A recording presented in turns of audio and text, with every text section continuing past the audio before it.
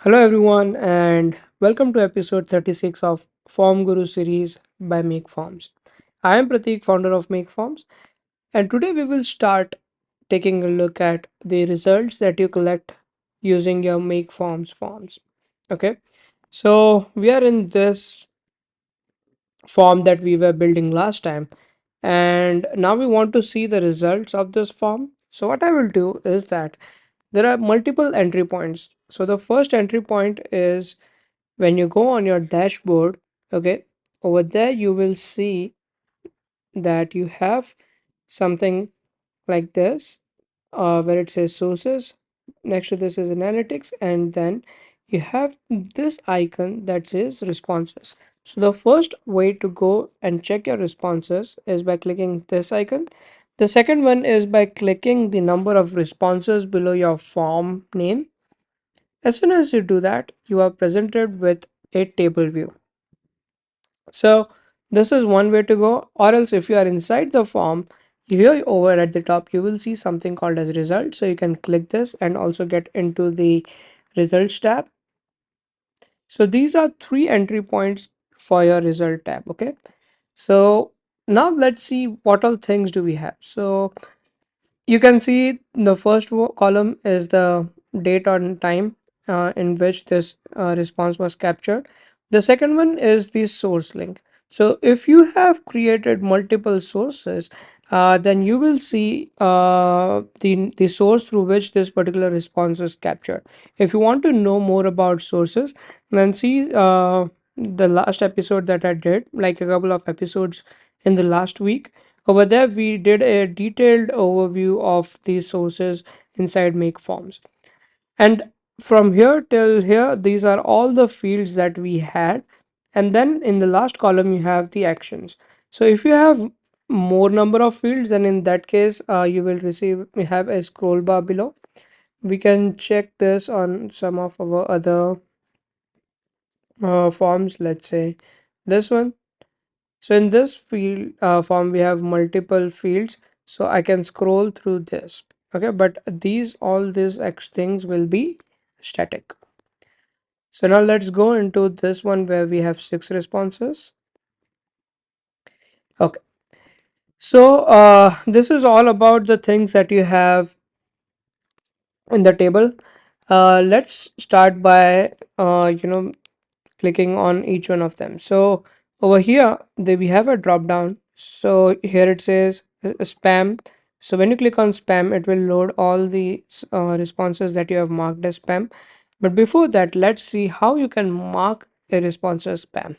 Okay, so you will click this, and here as soon as you click a response, you have an option to either bookmark it or delete it or mark it as seen or unseen. So if you have marked it as seen already, l- like right now I have seen this response, so you will see that this particular response is seen, and so uh, it's not in bold. So this is pretty much similar to your Gmail inbox view, because that is a view we all are kind of accustomed to.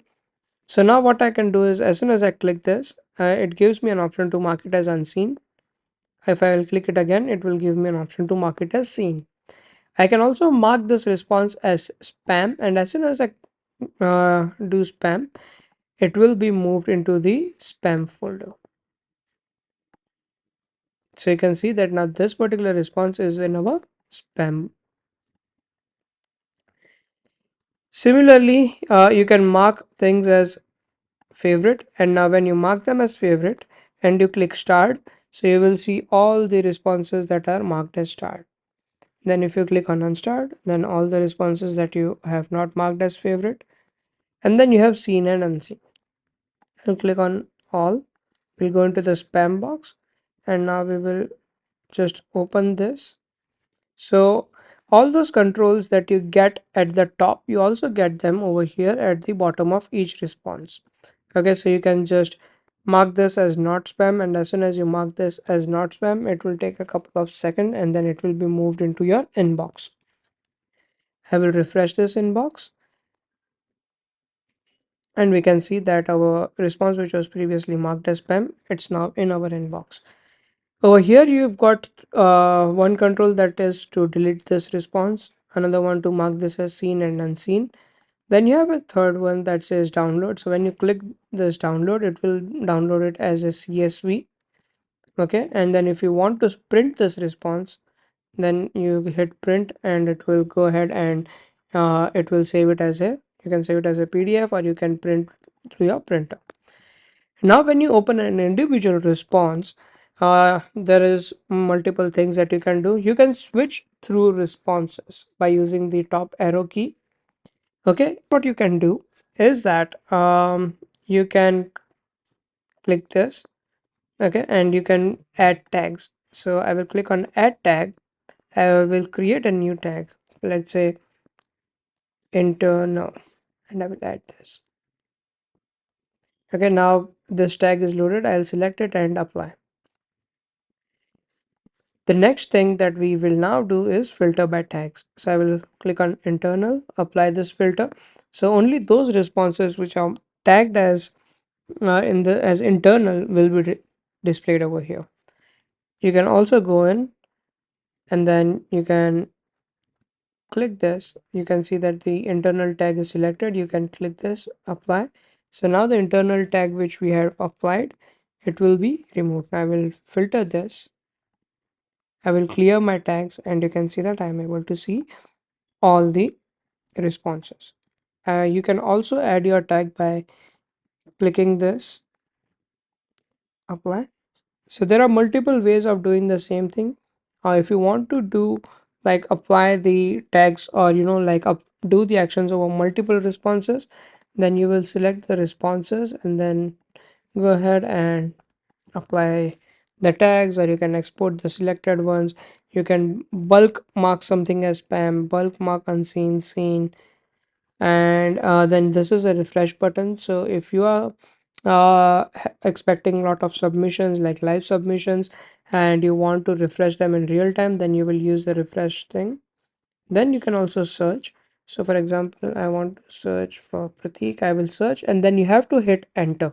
So this will search across the fields and display it over here. Finally, you have an option to select which particular columns do you want to showcase. And then if you want to add any particular like manual entry into this form, then you will click add and then you will receive the form here. So this is how you will manage your responses using the simple view.